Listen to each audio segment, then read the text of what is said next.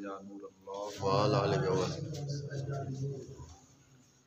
फरमान मुस्तफ़ा सल्लल्लाहु अलैहि वसल्लम, शब जुमा और रोज़े जुमा मुझ पर कसरत से दूध पढ़ो क्योंकि तुम्हारा दूध मुझ पर पेश किया जाता है। सल्लु अलल हबीब सल्लल्लाहु अलैहि वसल्लम।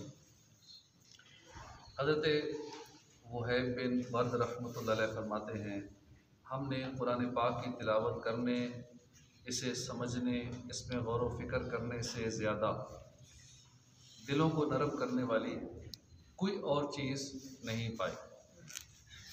कुरान करीम समझ कर पढ़ने से दिल नरम होते हैं, खौफ खुदा नसीब होता है, अंदर की बीमारियां दूर होती हैं, दिल की बीमारियां, बातनी बीमारियां, आला अखलाक पैदा होते हैं, अच्छे और साफ नसीब होते हैं।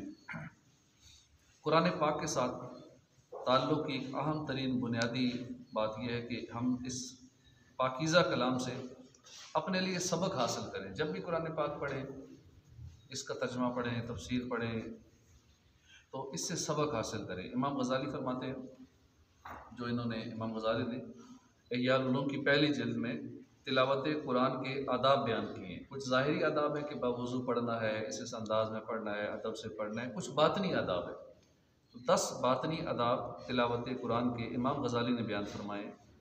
उसमें से 7वां अदब आप फरमाते हैं तख़सीस, यानी कुरान जब भी पढ़ा जाए उसमें अगर कोई अल्लाह का हुक्म मिलता है तो बंदा समझे ये मेरे लिए।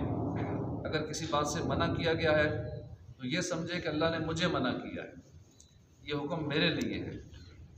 कुरान करीम में जो क़यामत का तज़किरा है, जहन्नम का ज़िक्र है, अज़ाबात का ज़िक्र है, जो नसीहत भरे वाक़यात बयान किए गए हैं, बंदा समझे ये सारा कुछ मेरे लिए है, मुझे जहन्नम से डराया जा रहा है। अगर इस तसव्वुर से हम तिलावत करेंगे तो हमारे दिल में कुरान उतरेगा, असर भी होगा, आँखों में आंसू भी आएंगे और अल्लाह ने चाहा ज़िंदगी संवर जाएगी इंशाअल्लाह। कुरान के साथ एक और अहम ताल्लुक़ की जो बुनियादी बात है कि हम इस पर पक्का यकीन रखें कि जो कुछ कुरान ने फरमा दिया है वो हक है, सच है।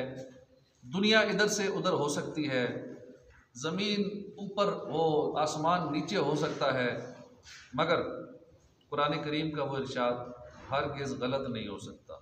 ये बात हमारी नस नस में समाई होनी चाहिए। जो कुछ कुरान में वो हक है, दुनिया इधर की उधर हो जाए। तकरीबन हर मुसलमान अपनी ज़ुबान से ये कहता है कि कुरान पर ऐसा ही यकीन चाहिए, मगर अफसोस जब शादी हो घर में गाने बजाए जाते हैं, शादी हाल बुक कराते हैं, वहाँ म्यूज़िक चल रहा होता है, खुलम खुला बेपर्दगी की जा रही है। ऐसे वक्त में अगर कोई कुरान की कोई आयत सुना दे, कोई नेकी की दावत दे के मना कर दे, तो उस वक्त रस्म और रवाज याद आ जाते हैं।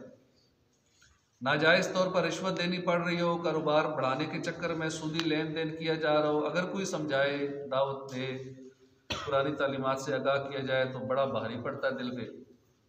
जब कोई साइंसी नज़रिया किसी गैर मुस्लिम की थ्योरी सामने आ जाए तब इस यकीन को बरकरार रखना बड़ा मुश्किल हो जाता है। शैतान वसवसे डालता है और बंदे को ईमान से भटकाने की भरपूर कोशिश करता है। कितने नौजवान हैं हमारे जिन्होंने कुरान करीम बाकायदा सीखा ही नहीं होता, बड़ी बड़ी डिग्रियां ले ली, कुरान नहीं सीखा, सारी ज़िंदगी गैर मुस्लिमों की किताबें पढ़ी होती हैं, उनके सामने जब पुरानी आयत तिलावत की जाती है तो शुकूक व शुबात में पड़ जाते हैं। अल्लाह पाक हमारा ईमान सलामत रखे, कुरान पर पक्का यकीन रखने की तौफीक अता फरमाए। सईदी आला हज़रत के दौर के एक बुज़ुर्ग हैं, हज़रत अब्दुल हमीद बगदादी। आप एक मरतबा ईरान गए, ईरान में आग के पुजारी रहते थे। वहाँ के मुसलमानों ने जब शेख अब्दुल हमीद बगदादी रहमतुल्लाह अलैह को देखा तो आग के पुजारियों से बहस करके इस्लाम की सच्चाई वाज़े करने के लिए इनका नाम ले लिया। शेख अब्दुल हमीद ने फरमाया, इस काम के लिए बहस की हाजत ही नहीं है। ये आग के पुजारी जिस चीज़ की पूजा करते हैं, आग की पूजा करते हैं, इसी से आग पूछ लेते हैं, आग से ही पूछ लेते हैं। यानी इनमें से कोई आग में खड़ा हो जाए, अगर आग उसे जलाए तो मालूम हो जाएगा कि आग की पूजा ने इनको कोई फ़ायदा नहीं दिया। वो आग के पुजारी राज़ी हो गए, चुनांचे वक्त मुकर्रर पर आग जला दी गई। शेख अब्दुल हमीद रहमतुल्लाह अलैह भी तशरीफ़ ले आए, आग के पुजारी भी आ गए। जब आग में जाने का वक्त हुआ तो आग के पुजारी डर के पीछे रुक गए, मगर शेख अब्दुल हमीद रहमतुल्लाह अलैह ये आग में दाखिल हो गए। पूरे 20 मिनट आग के अंदर खड़े रहे, फिर सही सलामत बाहर आ गए। ये मंजर देखकर वहाँ बहुत सारे गैर मुस्लिम मुसलमान। बाद में किसी ने शेख अब्दुल हमीद रहमतुल्लाह अलैह से पूछा कि ये आपने क्या किया, आप बच कैसे गए, जलती आग में कैसे चले गए? फरमाया, मैं कुरान करीम को अपने साथ लेकर गया था। मुझे यकीन था कि कुरान करीम जो हमें जहन्नम की आग से बचा सकता है तो दुनिया की आग से बचा सकता है। कोई शक। ऐसा पुख्ता ईमान हुआ करता था हमारे बुजुर्गों का कुरान के ऊपर।